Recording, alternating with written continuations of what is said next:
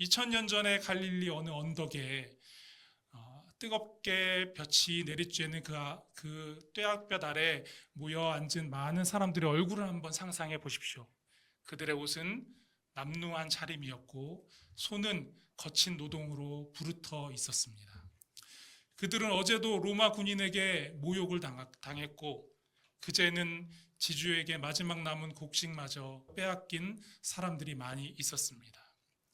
그들의 마음은 어땠을까요? 그들의 마음에는 그들이 당한 그 일 때문에 시퍼런 칼날 같은 분노가 그 마음 가득 서려 있었을 것입니다. 언젠가 내가 힘을 가지게 된다면 저들을 가만두지 않겠다. 그런 도끼 어린 눈빛으로 그들은 어쩌면 살아가고 있었을지 모릅니다. 그런 그들을 향해 예수님께서 입을 열어서 하나님 나라의 복음을 말씀하시는 거예요.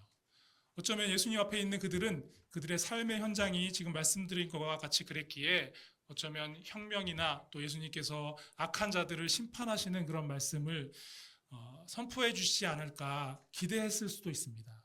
그런 기대를 하고 있는 순간 주님의 말씀은 의외였고 그들에게 충격이었습니다. 왜냐하면 우리가 함께 말씀을 읽은 대로 이 말씀이었거든요. 너희 원수를 사랑하라. 그러나 이 말씀은 우리가 언뜻 듣고 이해하듯이 그래 원수마저도 사랑할 정도로 그렇게 착하게 선하게 살라는 말씀이구나. 그렇게 우리에게 우리의 마음을 위로해 주시는 또 도닥여 주시는 그런 말씀은 아니었습니다. 여러분 우리는 2주 전에 하나님 나라를 살아야 할 우리들이 어떤 가치관을 가지고 살아야 하는지에 대해서 무엇이 복인지 또 무엇이 화인지에 대해서 가르침을 주신 주님의 말씀을 함께 나누었죠. 그것은 우리의 기존의 가치관을 뒤엎는 것이었지만 진정한 복을 누리게 하는 그런 말씀이었습니다. 이제 오늘 말씀에서는 하나님 나라를 살아갈 우리들의 삶의 방식에 관한 말씀을 주시는데요.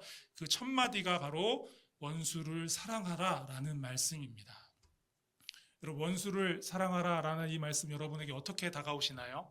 예수님 이 시기에 하실 수 있는 말씀이지만 우리에게는 멀게만 느껴지는 현실에서는 실현이 불가능한 너무 우리에게 무리한 말씀을 하시는 거 아닌가 혹시 그렇게 받아들여지십니까?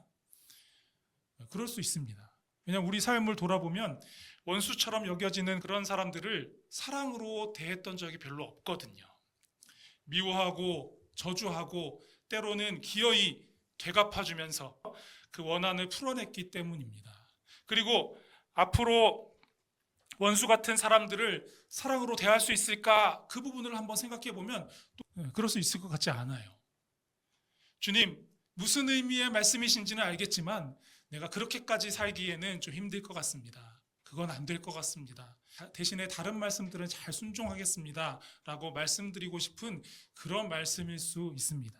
원수를 사랑하려고 생각하면 우리의 마음이 너무 괴로워지기 때문이죠. 그냥 내 삶에 원수 같은 사람이 있는 것만으로도 괴로워 죽겠는데 그 사람을 사랑까지 해야 된다니 이거 너무 괴롭잖아요. 이렇게 그 말씀이 우리에게 너무나도 어렵다는 것을 아시면서도 왜 주님께서는 우리에게 원수를 사랑하라고 말씀하신 걸까요? 그 이유는 먼저 말씀드리자면 우리가 하나님 나라를 이루어 가야 할 사람들이기 때문입니다.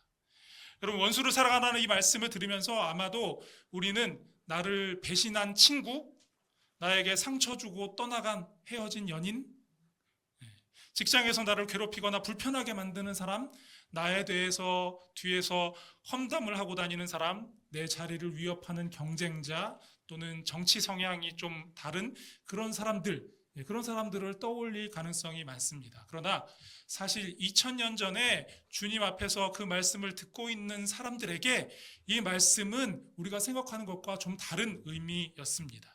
당시의 사회적 정황이 우리와 달랐기 때문이죠. 당시의 사회 현실은 억압과 계급의 격차로 그 삶이 제한되어 있는 그런 세상이었습니다. 로마 제국의 식민 지배 아래 헤롯 가문의 통치가 이어지고 있었고요. 경제적으로는 대지주와 소장농의 구조에 고착되어 있었습니다.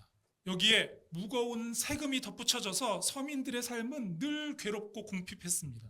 종교적으로도 성전과 율법을 거머쥔 엘리트 종교 지도자들과 평범한 백성들 사이의 거리는 너무나 멀었고요. 그 격차는 일상 속에서 더 크게 다가올 수밖에 없었습니다. 그리고 예수님께 나와서 그 말씀을 듣고 있는 이들 중 대다수의 사람들은 갈릴리와 유대의 농민, 노동자 등의 빈곤층에 속한 사람들이었습니다. 그렇게 철저한 계급사회에서 억압과 멸시를 당하며 살았던 사람들에게 원수는 누구였을까요? 조금 전에 나누었던 우리가 생각하는 원수 그 정도가 아닙니다. 단순히 감정적으로 정서적으로 좀 마음이 안 가고 미운 사람? 그런 사람이 아니었습니다.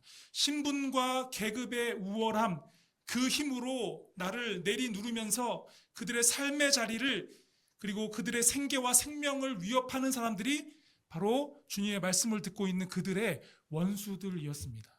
그러니 처절한 그 삶의 자리에 원수를 사랑하라라는 이 말씀은 단순히 마음에 가득한 그 미움을 이렇게 버리라는 어떤 윤리적인 훈화 말씀 같은 정도의 말씀이 아니었던 거죠. 그들의 생존을 근본적으로 뒤흔드는 충격적이고도 위험한 선언으로 그들에게 다가올 수밖에 없었습니다.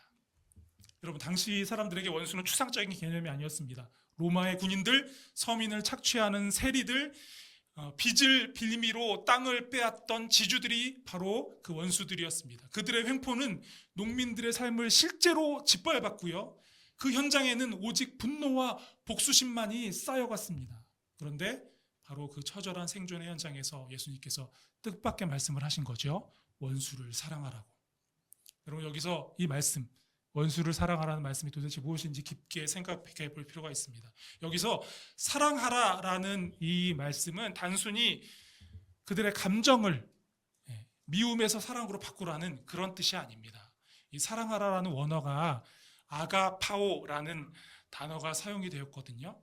상대의 자격이나 반응을 계산하지 않고 행하는 하나님의 희생적인 사랑을 의미하는 겁니다. 그래서 27절, 28절 말씀에서 보시듯이 선대하고 축복하고 기도하라라는 구체적인 행동 지침으로 예수님께서 그 사랑이 무엇인지를 풀어주시죠. 원수들이 나에게 행한 방식인 미움과 복수로 나도 맞서지 않고 하나님 나라의 방식인 선과 축복으로 악순환을 끊어내라라는 그러한 말씀입니다.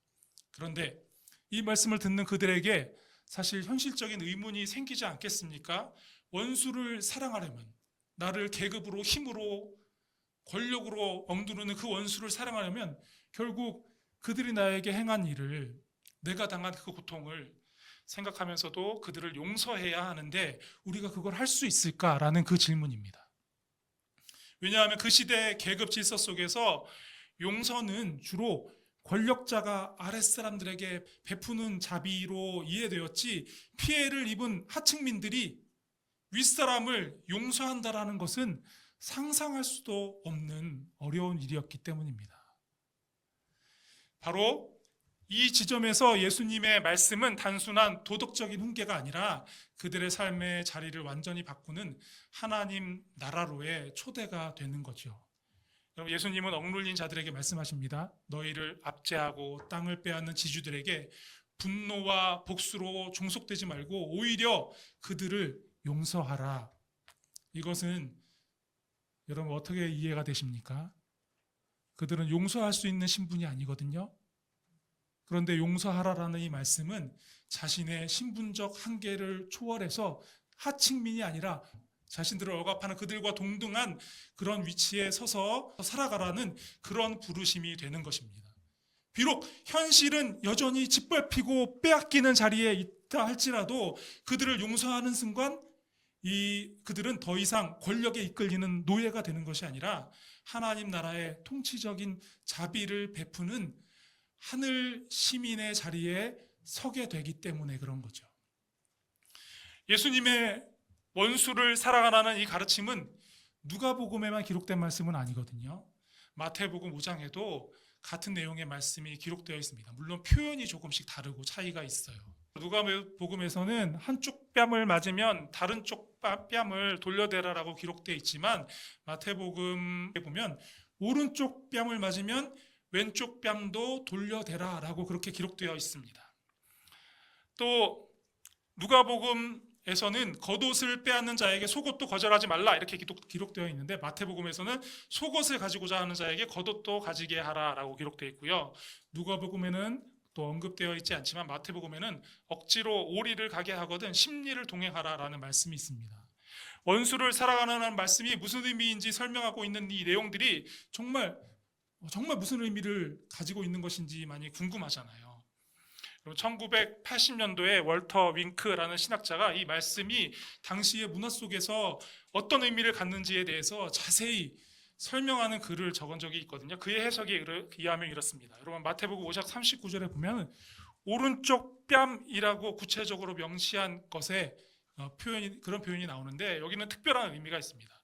오른손을 사용해야 하는 당시 문화에서 상대방의 오른쪽 뺨을 치려면 어떻게 해야 됩니까? 내가 오른손으로 그냥 치면 상대방의 왼쪽 뺨이 되잖아요. 그러니까 상대방의 오른쪽 뺨을 친다라는 것은 이렇게 오른손은 손등으로 그의 오른쪽 뺨을 치는 겁니다. 이거는 여러분, 만약에 그렇게 맞는다면 어떨 것 같아요? 그냥 뺨을 맞는 것보다 더 모욕적이게 느껴지겠죠. 이렇게 때리는 것은 주인이나 윗사람이 노예나 아랫사람을 비인격적으로 대하며 훈계할 때 쓰는 그런 방식이었습니다. 이때 오른쪽 뺨을 맞고 왼쪽 뺨을 돌려대는 것은 나를 더 때려라 라는 그런 굴종의 의미가 아닙니다. 누구도 이런 행위를 한 적이 없겠지만 만약에 그렇게 왼뺨을 돌려댄다면 그것은 나를 비인격적으로 너보다 낮은 사람으로 대하지 마라. 나는 당신과 동등한 인간이다라는 무언의 항거가 되는 거죠. 또한 누가복음은 이방인을 대상으로 하는 복음서이기에 길거리에서 겉옷을 강탈당하는 폭력적인 그런 상황을 표현했지만, 마태복음 5장 40절에서는 법적으로 송사하여 속옷을 요구받는 극단적인 그런 가난의 상황에서 겉옷까지도 내어주라라는 그런 표현을 하고 있는데, 이것은 채권자를 이웃을 벌거벗기는 죄인으로 만들어 버리는 겁니다. 그렇죠? 속옷을 달라고 하는데 겉옷까지 줘버리니까 아무것도 입은 게 없게 되는 거잖아요. 그래서 많은 사람들 앞에 그 옷을 빼앗아가는 그 사람이 얼마나 몰인정한 사람인지를 다 밝혀버리는 그런 일이 되는 것이죠. 그리고 마태복음 5장 41절을 보시면 오리를 가고자 하는 사람과 십리를 동행하라고 가르치고 있지 않습니까? 당시에 로마 군인에게는 지켜야 하는 법이 있었는데요. 그것에 의하면 일반인을 강제로 징발해서 오리까지만 3km까지만 짐을 지울 수 있게 하는 그런 법이 있었습니다. 그것을 넘기면 안 되고요. 이것을 어기면 처벌을 받았던 거죠. 그런데 3km를 힘없는 사람이 로마 군인에게 징발돼서 3km를 동행하고 나서 내가 더 오리를 가겠습니다. 3km 더 가겠습니다. 라고 얘기한다면 로마 군인은 당황하게 되는 거죠. 이건 무엇을 의미하는 겁니까? 나는 지금까지 이 오리를 함께 걸었던 것이 당신의 힘에 굴복해서 억지로 동행한 것이 아닙니다. 내 의지로 선택해서 얼마든지 동행할 수 있는 그런 자유인입니다. 라고 말하게 되는 겁니다. 이렇게 예수님께서 말씀하신 원수 사랑은 나를 미워하고 조롱하고 저주하는 그런 대상을 향해서 나도 그를 미워하고 공격하지 않는 상태를 의미하는 게 아닙니다.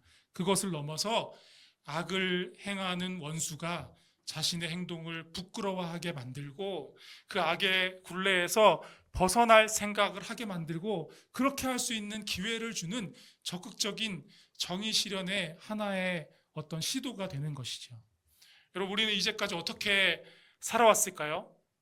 친구 그룹이나 일터나 그 어디에서든 내가 가지고 있는 것을 빼앗고 내 자리를 빼앗으려고 나를 미워하고 저주하고 모함하고 공격하는 원수들이 있었을 겁니다. 그런 사람들을 만나게 되면 기회를 봐서 내가 당한 일을 되갚아주고 복수하려고 했을 겁니다. 만약에 그럴 능력이 없거나 기회를 놓치게 된다면 이를 갈고 저주하면서 물러나는 수밖에 없었을 겁니다. 그게 아니라면 그냥 포기하고 절망하고 자기 비하의 수렁에 빠지게 되었을 겁니다. 그런데 주님은 우리에게 다른 길을 알려주시는 거죠. 나를 미워하고 저주하고 공격해서 결국 내 것을 빼앗아간 그들을 저주하며 스스로 절망하며 고통 속에서 자멸하지 않는 새로운 길을 우리에게 알려주십니다. 또한 내 것을 빼앗아 가려 악한 일을 행한 그들에게 그들이 행한 그대로 갚아주면서 나도 그들과 똑같은 사람이 되지 않는 길을 우리에게 알려주시는 거예요. 그 길은 원수와 같은 폭력으로 맞서지 않는 겁니다. 그가 행한 악한 일 앞에서 비굴하게 무릎 꿇지 않고 자신의 존엄을 지키는 겁니다. 여러분, 다윗이 사울 왕에게 쫓겨다니던 때에 있었던 일을 기억하시죠? 다윗은 사울에게 억울하게 쫓기면서 수차례 죽음의 문턱을 넘나들었습니다. 어느 날 엔게디 동굴에서 잠든 사울을 발견했습니다. 원수였던 사울을 제거할 수 있는 결정적인 기회를 잡은 거잖아요. 그러나 다윗은 칼을 들어 사울의 생명을 취하는 대신에 그의 겉옷자락만 살짝 베어냈습니다. 나중에 사울이 잠에서 깨어났을 때 다윗은 그 베어낸 옷자락을 들고 멀리 서서 사울에게 이렇게 외치죠. 내가 당신을 죽일 수 있었으나 나는 죽이지 않았습니다. 그때 사울이 어떻게 반응했습니까? 심한 부끄러움을 느끼고 다윗, 네가 의롭다라고 인정합니다. 다윗은 원수를 죽임으로써 또 다른 사울이 되는 길을 거부했던 겁니다. 그 대신에 원수 사울의 악행을 폭로하면서도 그의 생명을 보존함으로 사울 내면의 양심을 잠시 동안이나마 불러일으켜 깨우는 그런 일을 한 거죠. 여러분, 십자가로 향하는 고난의 길을 걸어가신 예수님의 사랑을 한번 생각해 보시기 바랍니다. 겟세마네에서 기도하시던 예수님을 잡으러 로마 군병과 대제사장의 종들이 찾아왔잖아요. 그때 베드로가 예수님을 지키겠다고 칼을 휘두르다가 대제사장의 종 말고의 귀를 잘랐습니다. 그러나 예수님은 다시 말고의 귀를 고쳐주시죠. 그리고 순순히 잡혀가십니다. 말고는 그날 자신을 고쳐주신 주님의 사랑을 경험했을 겁니다.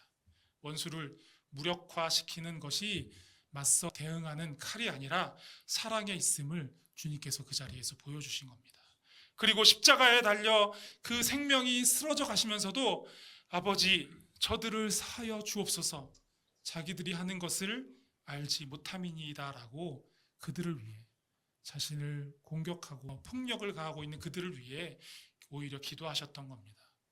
예수님은 십자가를 통해서 세상의 권력이 얼마나 잔인무도한지를 드러내셨습니다. 그리고 동시에 부활을 통해 세상 권력이 얼마나 무력한지를 밝히 보여주셨죠. 주님의 모습을 보십시오.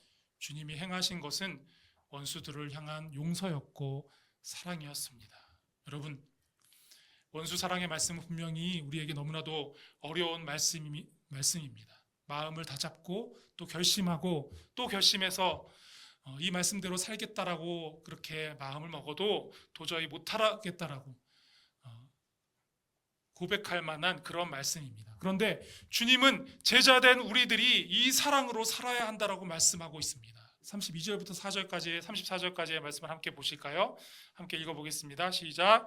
너희가 만일 너희를 사랑하는 자만을 사랑하면 칭찬받을 것이 무엇이냐? 죄인들도 사랑하는 자를 사랑하시느니라. 너희가 만일 선대하는 자만을 선대하면 칭찬받을 것이 무엇이냐? 죄인들도 이렇게 하느니라. 너희가 받기를 바라고 사람들에게 구워주면 칭찬받을 것이 무엇이냐? 죄인들도 그만큼 받고자 하여 죄인에게 구워주느니라. 주님은 우리가 세상 사람들과 심지어 죄인들과 똑같이 나를 사랑하는 자를 사랑하고 선대하는 사람에게 선대하고 받기를 바라면서 구워주면 무슨 칭찬을 받겠느냐라고 말씀하시죠. 여기서 칭찬으로 번역된 단어는 카리스거든요. 여러분, 카리스라는 단어 많이 들어보셨잖아요. 여러분 잘 아시는 대로 은혜를 의미하는 단어입니다. 받을 것을 기대하고 주는 수준의 윤리는 당시 지중해 문화권에서 간수과도 같이 여겨지는 거였습니다. 당연한 거였습니다. 그런 행위는 세상에서 지극히 상식적으로 행해지던 것이었습니다. 주님은 세상과 차별화된 사랑이 당시의 제자들에게 또 오늘 우리들에게 있어야 한다라고 말씀하고 계시는 겁니다. 이유가 무엇입니까? 그때 그 제자들 그리고 오늘 우리들이 하나님 나라를 세우고 그 나라를 이 땅에 이루어가야 할 사람들이기 때문입니다. 여러분, 구약 시대에 주신 율법 중에 동해보복법이라는 법 기억하실 거예요. 출애굽기 21장 23절부터 25절에 나와 있거든요. 그냥 그거예요. 생명을 해한 사람에게 생명으로, 눈은 눈으로, 이는 이로 그렇게 갚는 겁니다. 이런 법을 주신 이유가 무엇일까요? 그대로 갚아줌으로써 피해자가 억울하게 하지 않게 하기 위해 그런 법을 주신 것 같지만 사실은 그렇지 않습니다. 자기가 당한 피해 이상으로 보복하려는 인간 본성의 경향을 제한하려는 법입니다. 어쩌면 이렇게 생각할지 모릅니다. 최소한 피해 당한 만큼 그대로 갚아주어야 정의가 바로 서지 않겠습니까? 누군가에게 선을 행하면 선대받은 사람이 언젠가는 그 은혜를 되갚아서 또 은혜를 누리거나 아니면 선을 행한 나에게 최소한 그만큼 아니 그 이상의 좋은 일이 있어야 한다라고 생각하는 것이 우리의 기대일지 모릅니다. 그러나 그런 마음, 그런 생각으로 우리가 살아간다면 우리가 살아가는 세상이 어떻게 되겠습니까? 받은 만큼만 돌려주고 손해보지 않으려 계산기를 두드리는 그런 세상이 되겠죠. 내가 한 대 맞았으니 너도 한 대 맞아야 하고 내가 이만큼 베풀었으니 너도 그만큼 누군가에게 또는 나에게 다시 내놓아야 한다라는 그런 논리 속에는 진정한 평화도 용서도 회복도 끼어들 틈이 없게 될 겁니다. 결국 세상은 서로가 서로에게 빚진 자가 되어서 미움과 보복의 사슬에 묶인 채 메말라 갈 수밖에 없게 되는 거죠. 사랑하는 여러분, 오늘 본문의 35절, 36절 말씀에서 그 사슬을 끊어버리는 하늘의 언어를 우리 주님께서 들려주십니다. 여러분, 마지막으로 한번 같이 읽어볼까요? 시작! 오직 너희는 원수를 사랑하고 선대하며 아무것도 바라지 말고 구워주라. 그리하면 너희 상이 클 것이요 지극히 높으신 이의 아들이 되리니 그는 은혜를 모르는 자와 악한 자에게도 인자하시니라. 너희 아버지의 자비로움 같이 너희도 자비로운 자가 되라. 주님은 우리가 원수를 사랑하고 아무것도 바라지 않고 베풀 때 우리가 비로소 지극히 높으신 이의 아들 하나님의 자녀답게 된다라고 말씀하고 있습니다. 왜 그렇습니까? 우리 하나님 아버지가 바로 그런 자비의 하나님이시기 때문입니다. 하나님의 은혜를 모르는 자에게도 심지어 악한 자에게도 날마다 햇빛과 비를 내려주시는 자비의 하나님, 사랑의 하나님이시기 때문에 그렇습니다. 우리가 오늘을 살아갈 수 있는 이유가 바로 하나님의 조건 없는 사랑 덕분 아니겠습니까? 우리가 하나님과 원수 되었을 때, 우리가 여전히 죄인 되었을 때 하나님은 우리가 당신을 사랑할 때까지 기다리지 않으시고 먼저 독생자 예수 그리스도를 십자가에 내어주셨습니다. 이렇게 우리는 이미 하늘의 언어인 사랑을 힘입어 생명을 누리고 살아가고 있는 겁니다. 그럼 말씀을 맺으려고 하는데요. 원수를 용서하고 사랑하는 일 여전히 어려울 겁니다. 내 본성으로는 불가능해 보일 겁니다. 그러나 여러분 기억하십시오. 우리가 원수를 향해 용서와 사랑이라는 하늘의 언어를 사용하는 순간 우리는 더 이상 상처에 매여 사는 피해자가 되지 않을 수 있습니다. 오히려 하나님의 성품을 닮아 악의 고리를 끊어내고 세상의 질서를 거슬러서 더 높은 영적 자리에 올라서는 하나님 나라 백성이 되는 겁니다. 이제 우리 삶의 자리에서 그 하늘의 언어를 외쳐보시지 않으시겠습니까? 다윗이 사울의 옷자락을 베며 그의 양심을 깨웠듯이 예수님이 말고의 귀를 고쳐주시며 칼의 시대를 끝내셨듯이 여러분이 자비와 사랑으로 세상의 그 악한 자들을 부끄럽게 만드는 하나님의 사람들이 되실 수 있기를 축복합니다. 우리가 세상의 방식을 거부하고 하늘의 언어로 말하기 시작할 때 우리 주변에 얼어붙은 관계들이 다 녹아내리고 그곳에 비로소 하나님의 나라가 시작될 줄로 믿습니다. 비록 우리의 발은 고단한 땅을 딛고 살아가고 있지만 입술로는 가장 고귀한 하늘의 언어인 사랑을 외치며 우리 삶을 통해 그것을 외치며 주님의 그 사랑으로 세상을 물들여가는 여러분들이 다 되실 수 있기를 우리 주님의 이름으로 축복합니다.